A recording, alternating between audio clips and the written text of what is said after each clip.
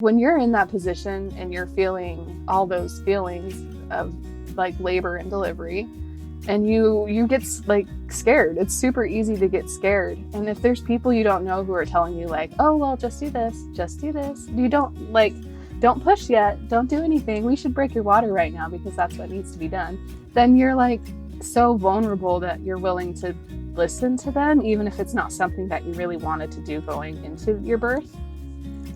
And like, versus with my second birth, I would say things like, I'm really worried about that I'm stalling. And my midwives would be like, you're not stalling. We can tell because you can tell your baby's moving through your pelvis. You can feel her getting lower and lower. You're not stalling. You're fine.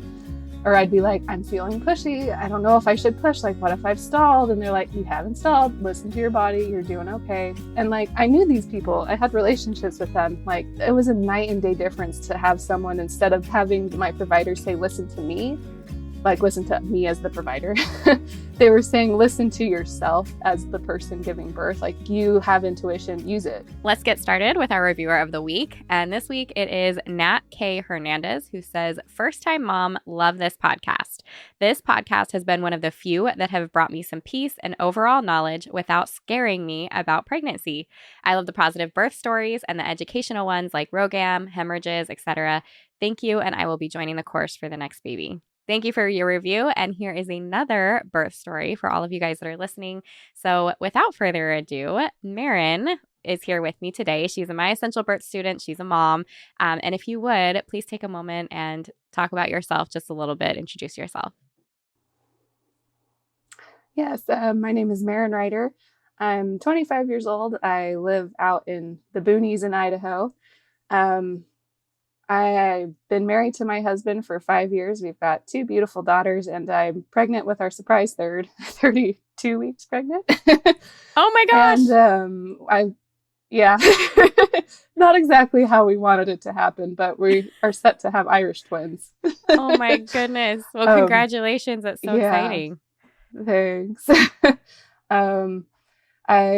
Me and my husband love being outside, so we're constantly going on walks, biking. When I'm not pregnant, I love mountain biking. We go camping all the time in the summer. We're definitely outdoorsy people.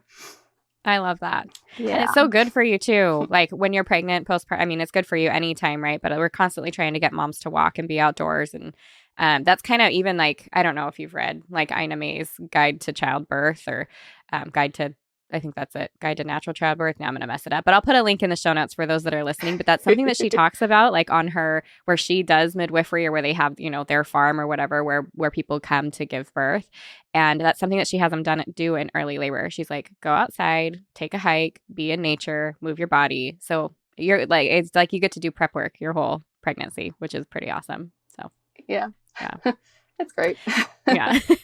With that, and I think this is like the perfect time to talk about it, actually, but tell me a little bit about your pregnancies and what they're like. I know we're going to go over your last birth story, but since you're like so freshly pregnant, and I know moms are always like, how do I tell if I'm pregnant or what am I going to experience during that first trimester? Will you kind of talk about what that's like for you? Yeah. So do you want me to start with which pregnancy? Why don't you tell me about some of your like symptoms? Have they been pretty like the same? Do you get the same symptoms? Do you get the same aches and pains? Do you get the same nausea like in the beginning? What's that like for you? Yeah, so I'm really fortunate with like my morning sickness. I do get like the nausea, but I never really get like pukey. So it sucks, but not as bad as it could suck. And I'm kind of pretty much as soon as I find out I'm pregnant, and I've always been someone who finds out I have a pretty regular cycle. So like 4 to 5 weeks is when I find out.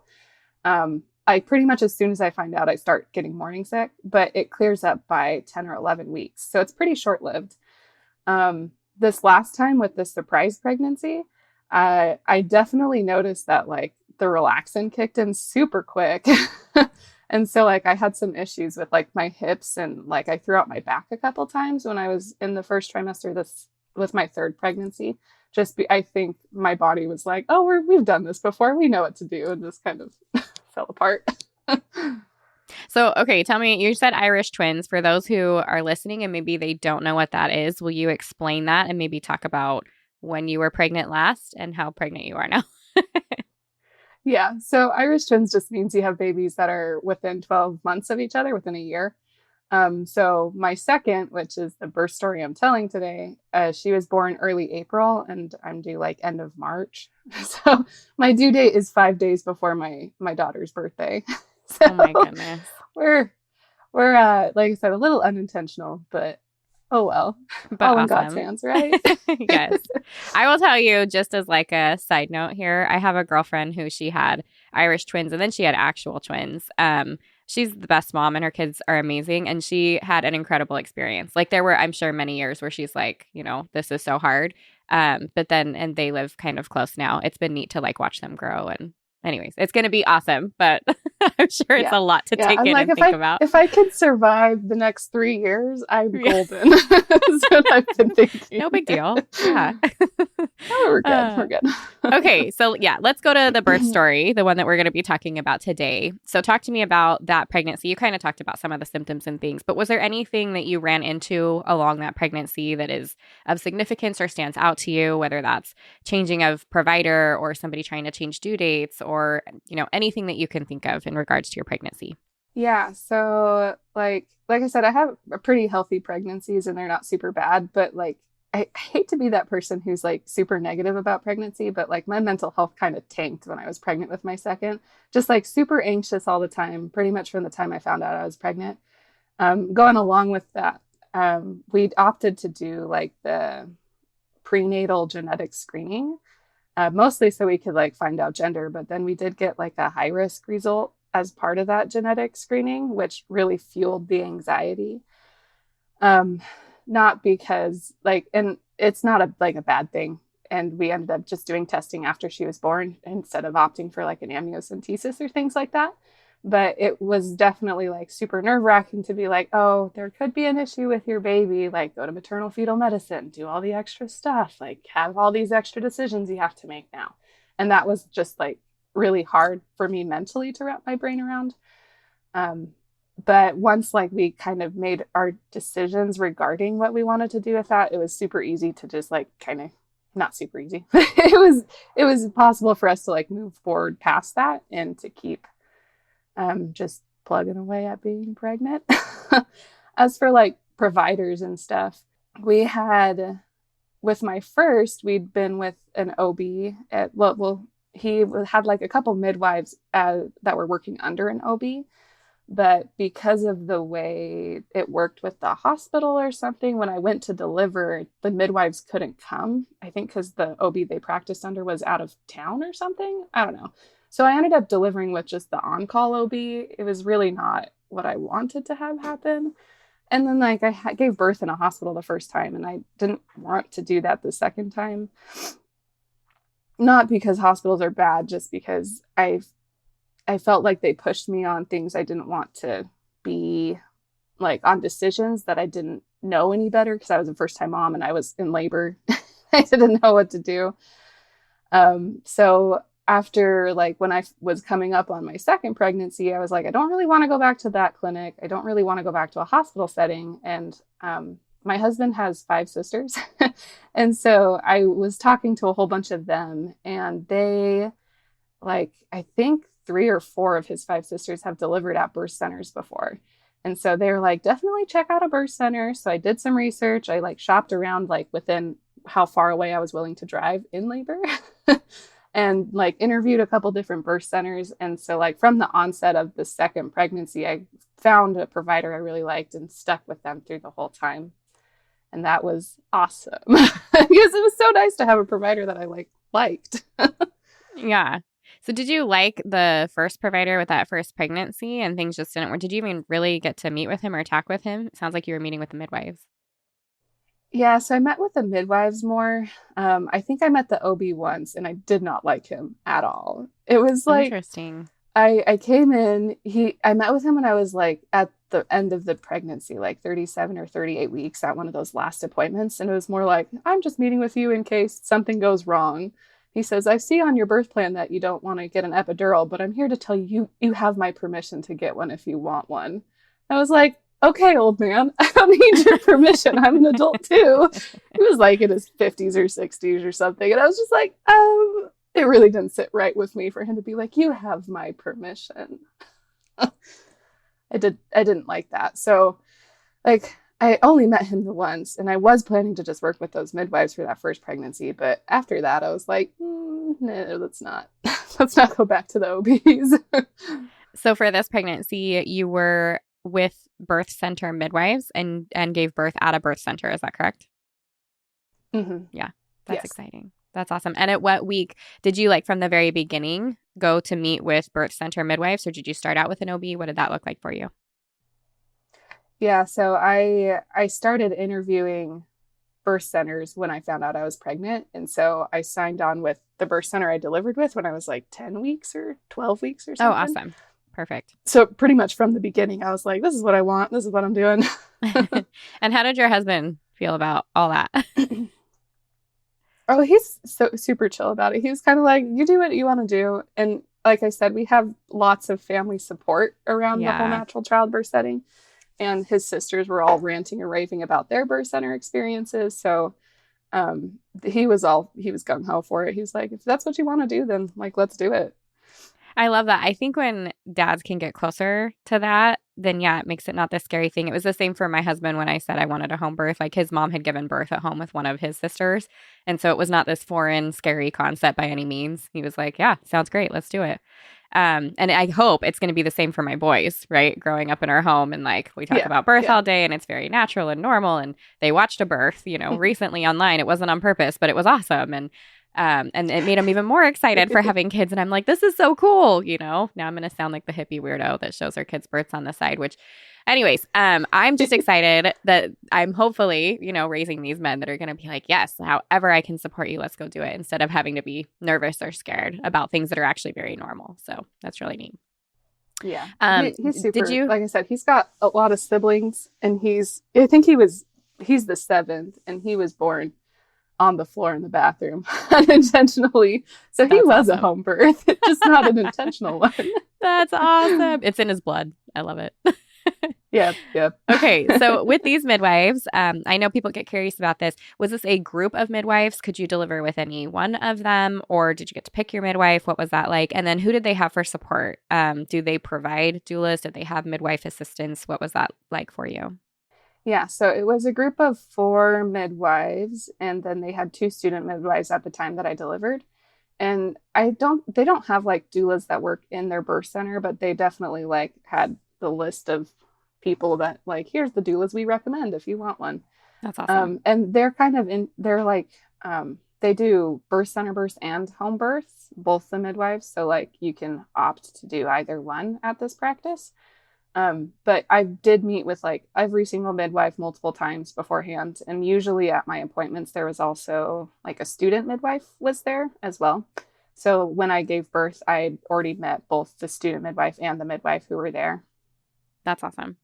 Yeah, I like that. Was there anything during your pregnancy that like popped up? I know we kind of talked about that, but for this pregnancy, was there anything like you popped GPS positive or anything else that was going to affect your labor plans? Or pretty straightforward? No. Okay, I was super lucky. I was GBS negative. And I delivered at 39 weeks, so there was never any talk of induction. Not that they can induce at the birth center because it's out of hospital, but they had their whole, like legally, they can only let you deliver there from 37 to 42 weeks. So you have to hit that window. So if I would have hit the 42, we would have bumped me back to a hospital, but I luckily didn't have to do that. Yes, that is good. Talk to me a little bit about your husband. And you said he was supportive, from the get-go. How did you guys prepare together? What did he do that was really helpful along the way for other dads that are listening or other moms who want to give their husbands a nudge? So I don't know. He wasn't as hands-on this pregnancy as he was with the last pregnancy for like our labor practices. I think we both kind of went into it like, we have done this once, like we're kind of a little bit better prepared. His biggest thing that helped me was just like to keep me fed. I'm kind of a beast when I'm hungry.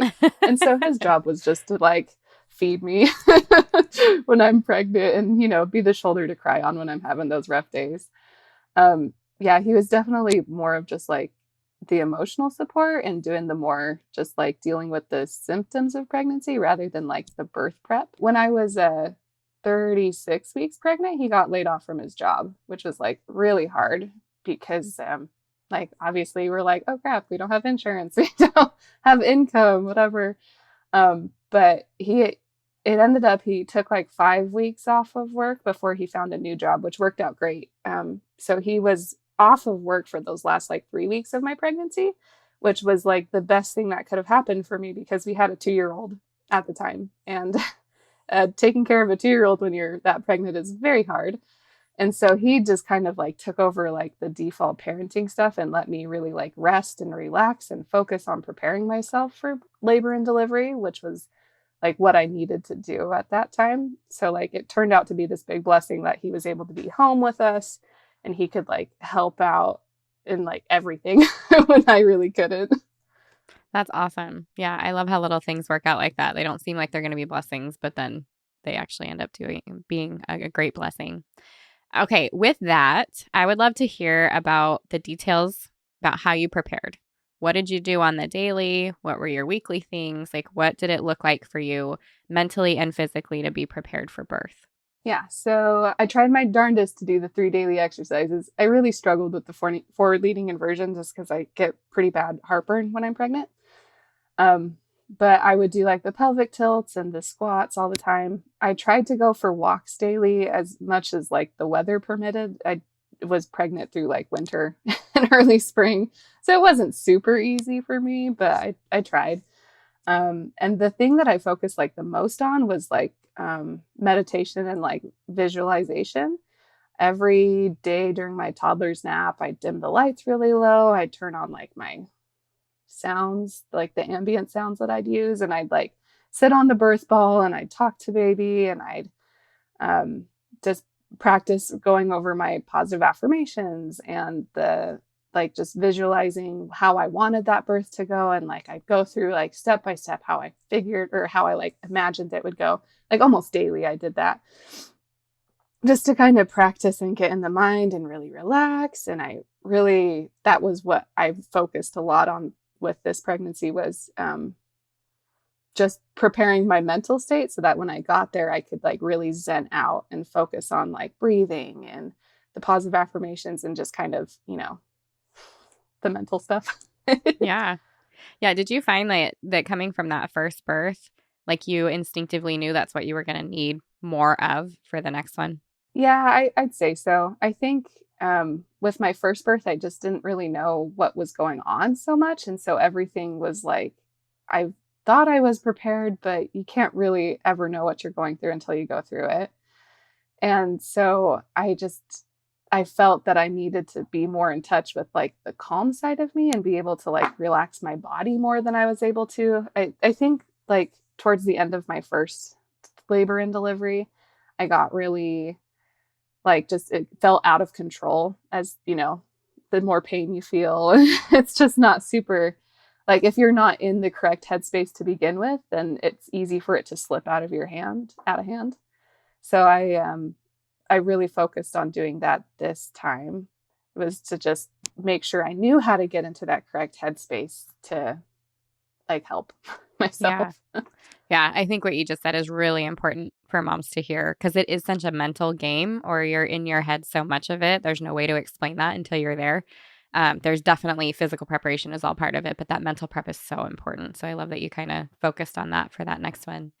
Were there things that you found either within the birth course or from the podcast that really stood out to you or that you kind of latched onto or like took with you, focused on, utilized as you were preparing for birth or during the labor? I would probably say that like the things I really focused on were like finding those positive affirmations. And I like did some deep soul searching probably in like the second trimester and figured out like I did that where you trace your fears, you find your fears and you trace them to like Find it your and flip affirmations it. to counteract Yes. this. Yeah. So I did that sometime in the second trimester. And like, because I'd gone through the birth experience before, I had a whole bunch of fears based off of that first birth. And I was really afraid of stalling because I stalled a couple times when I was in labor with my first. And I was afraid of having pushing urges before I was 10 centimeters dilated. And so like I did a whole bunch of research on all those things, and I like made a whole bunch of affirmations based on those fears that I had, and like I practiced with those specific affirmations a lot. And the other thing that I really took to heart with this labor was like the advice to just move, be like constantly moving. I think when I was in labor with my second daughter, I don't think I really was still ever. I was always kind of moving in some way, shape, or form just to try to help ease the pain and help keep baby, moving. Yeah. Okay, so with that, let's get started. I want to hear all about this birth. So 39 weeks, but give us a little like preview maybe before. I'm curious to see like, did you have any vaginal exams leading up? So did you know like anything internally, quote unquote, where you were at? And then how did things get started? Yeah. So I didn't have a single vaginal exam my entire pregnancy through labor and delivery. I just hated them so much with my first that I was like, no, never again. So I had no idea like where I was coming forward. Like with my first, I had some prodromal labor for like a week or so before I gave birth. So I was kind of expecting that with my second. And so like for the week before, I'd have contractions, like not super intense ones, and like not anywhere close to like regular either, but I'd have them in the evenings. I'd always be like, oh, I'm having a contraction. And my husband would just like roll his eyes.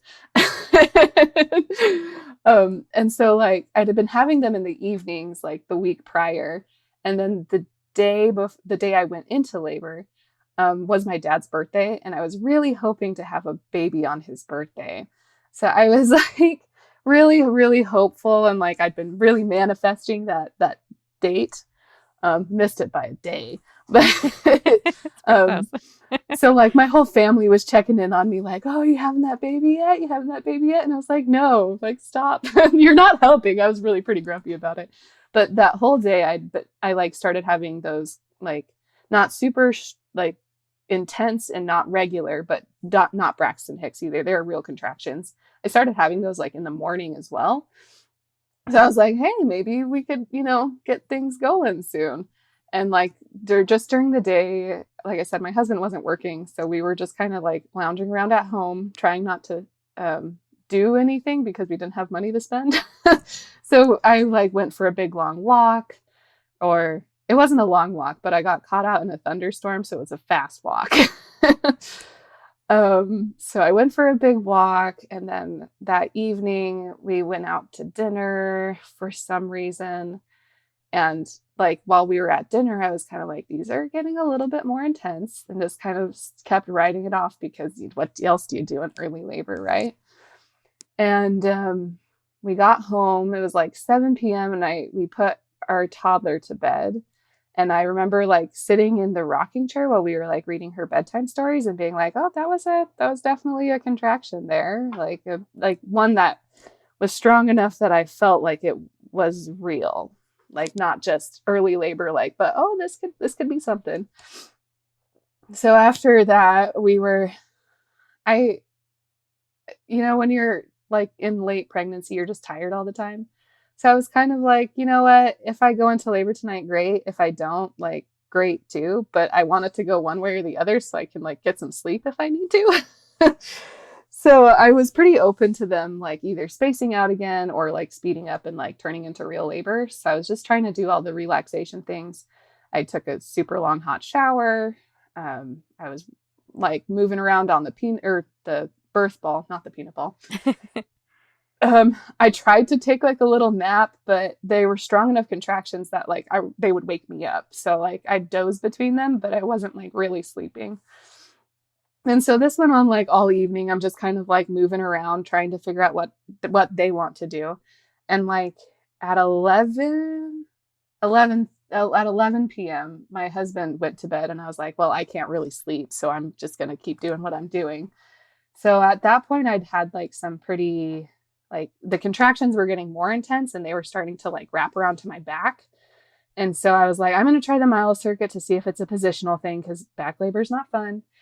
And so I started the mile circuit, and like, I think the thing I'd read online said you hold each position for like 20 or 30 minutes or something like that. So like the first position was like really hard just because we have hardwood floors everywhere, and I couldn't like the kneeling one with your butt in the air. Right. I was like, my knees hurt so bad. I can't do this for very long. So I only did that one for like 15-ish minutes. And then I moved on to the next position, which is the side lying release. And like I got into that position and I was kind of dozing between contractions because it's late. And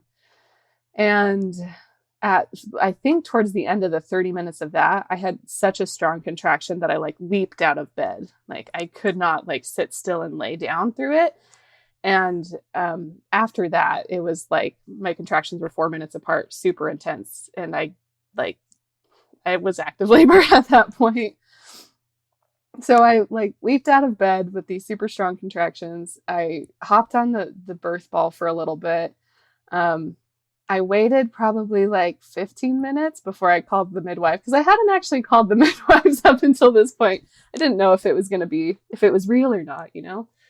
So like I called the midwives and they said, well, you haven't had this pattern for super long. Call us back in 30 minutes and then we'll see what's going on from there. So when I originally called them, it was like 4 minutes apart. By the time I called them again, they were closer to like 3 minutes apart, my contractions were. And I was like starting to have to like low groan through them. And I called them back and they're like, oh yeah, sounds like real labor. Come on in. So my husband packs up the last of the stuff in the bag. And I think at this point, I woke him up when I called the midwives and at like 1 a.m. And he had to start helping me with like counter pressure and stuff at that point because I couldn't really deal with him on my own. So I was like low groaning. I did that hip swaying thing a lot and the counter pressure. And then we get in the car and we're a 30-minute drive from the birth center, which was not fun. I don't know what I was thinking, but I'd installed like the baby car seat, but I'd also left the toddler car seat up in our back seat. So there wasn't room for me in the back seat. Oh no. So I was just sitting in like the passenger seat, like trying to like not die through the contractions that I couldn't move.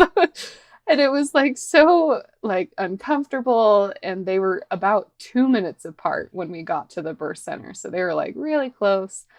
And I was like super shaky at this point. And I was cold, but not like, I felt like I was shaking because I was cold, but I also was like, this could be transition. I don't know.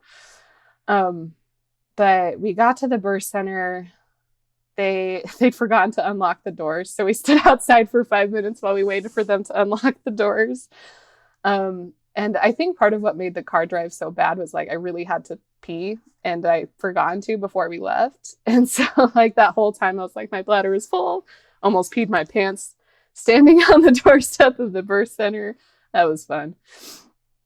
Anyway, so we get to the birth center. They let us in. We head up to like the birth suite and they did like the vitals checked like the baby's heartbeat and my blood pressure and whatever. And then while they were filling up the birth tub, and after that, they're like, do you want to hop in now? And I was like, heck yeah, I do. So I hopped in the birth tub and it was like almost immediate relief. And like they spaced, my contractions were like 2 minutes apart and they spaced out to like 4 minutes apart for a couple contractions just to give me like a little bit of a break. And that was awesome. It was like the break that I needed to just kind of get that reset, because like from the time I had that first contraction that threw me out of the bed until the time we arrived at the birth center was like an hour and a half. Like it was pretty quick. And we just didn't like, it just went super fast from that point on. So I hopped in the tub. I remember I kept like moving my hips a lot, doing that hip sway thing while I was in the tub. And then like I changed positions probably every 15, 20 minutes.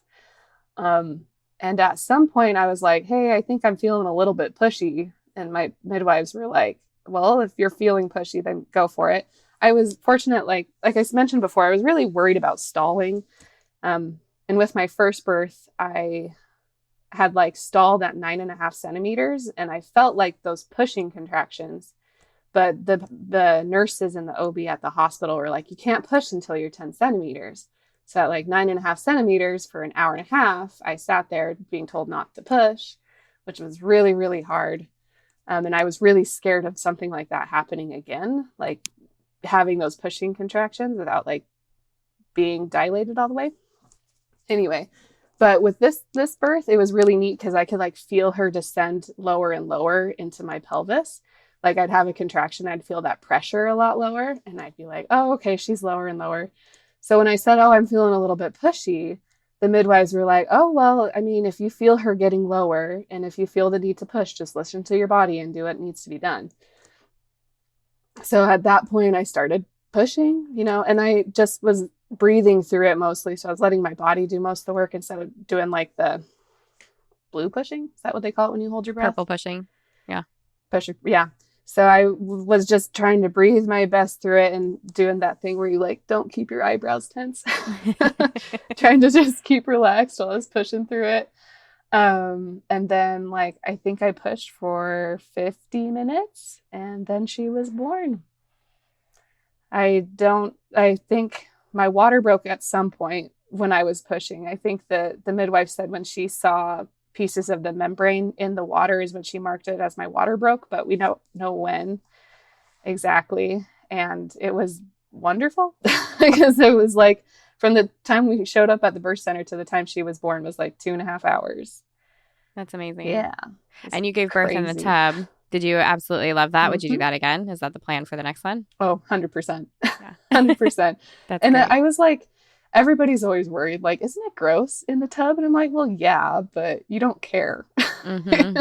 Mm-hmm. You just don't care at all. And like, the tub was awesome because you just get some of that weightless feeling too, to help ease with all like the pressure. And like I said, I moved positions quite often in the tub. I did like semi-reclined. I did hands and knees in the tub.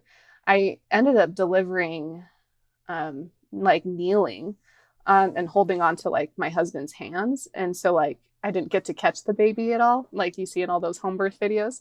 But like the midwives had to catch her. But like it was awesome because I still was able to move, but it wasn't quite so strenuous. Like gravity wasn't as much there. And yeah, definitely the whole Nature's Epidural water is totally 10 for 10 real. would recommend. Yeah. You said something that I want to highlight for every mom listening in case they missed it or they were like, did she really say that? You had said you had 0 vaginal exams your entire pregnancy and during your entire labor. I want to highlight that because guess what? You can give birth to a baby without a vaginal exam. I think that's huge. And it makes me curious. I want to hear from you because I was kind of picking up on that as you're telling the story.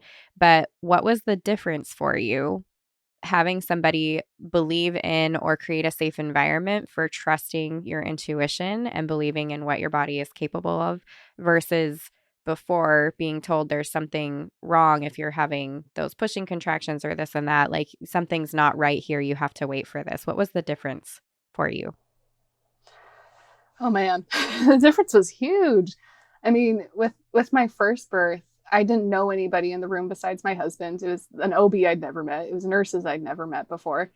And like they're telling me things, and I don't think it's really possible to describe how vulnerable your birth space is until you've like been in it.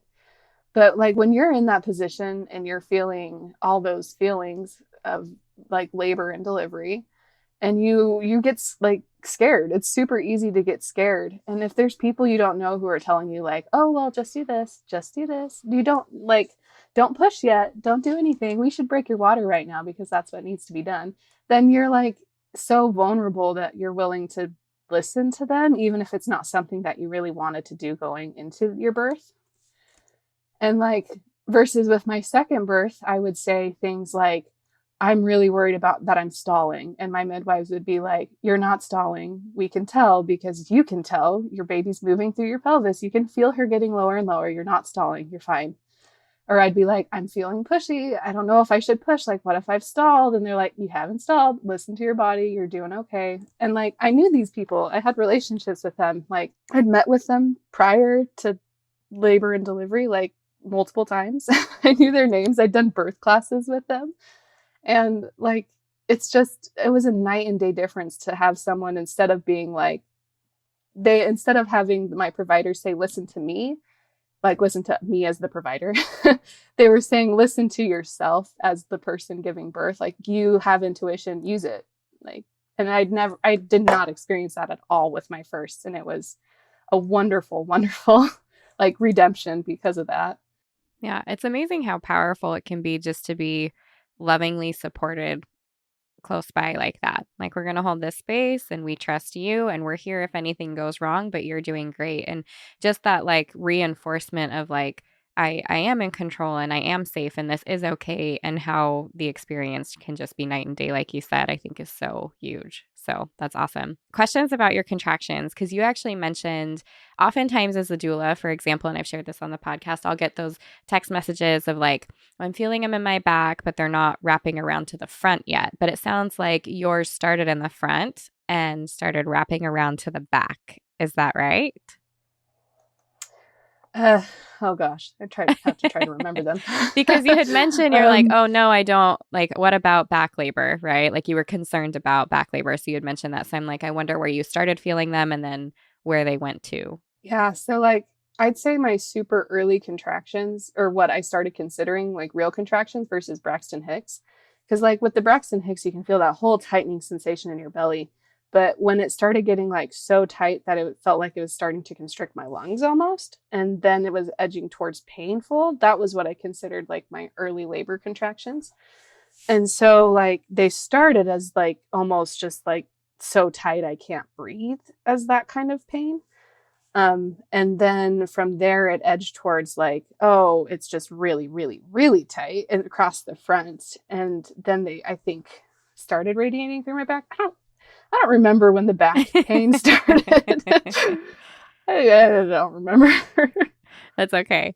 But then as contractions increased, do you happen to remember any of that like intensity? Was it taking your breath away? Was it feeling pain in your hips? You mentioned that your husband was doing some counter pressure. So do you happen to remember anything about how the contractions felt or how you would describe them? Yeah. So I had back labor through like the whole thing.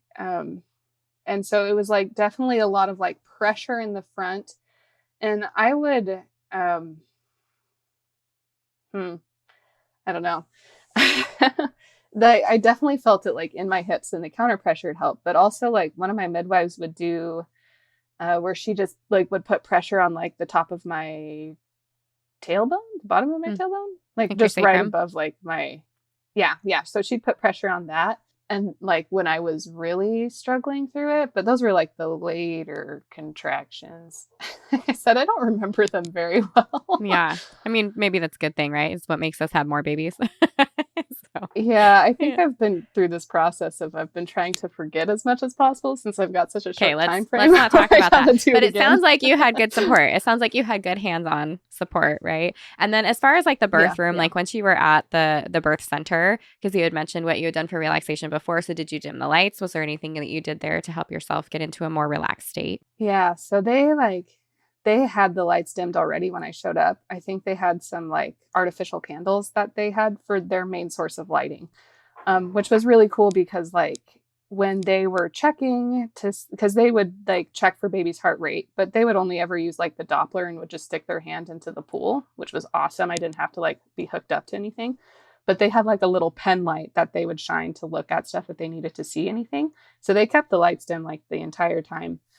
I had like a relaxation playlist that I used a lot that I was listening to up until I was pushing, I think. And then I like had all these affirmation cards I'd made. I brought like the comb and the fan. I didn't use any of it. It was like, it was just like so fast. It went like really crazy. Once the contractions picked up, it was like, we didn't hardly have time to like do anything. It was just, I was really focused on keeping my hips moving, like doing the hip sways, and then also like the eyebrows, trying to keep my face relaxed. and the low groaning, keeping my noises low. Those were like the things I focused on the most to help keep me relaxed. Yeah, that's really good info for moms to hear because you never know, what you're going to need to latch onto and pull from during that time or what's going to work for you, even though you've practiced all these things during pregnancy. So, well, thank you for your time and for your story. This was amazing. I do love to end these episodes with your favorite best advice for moms and best advice for dads. So if you have that, I'd love to hear it. Yeah. So I think my advice for moms would be find a provider that you like. Find one that you're willing to be vulnerable with, because if you don't, you're going to regret it like 100%.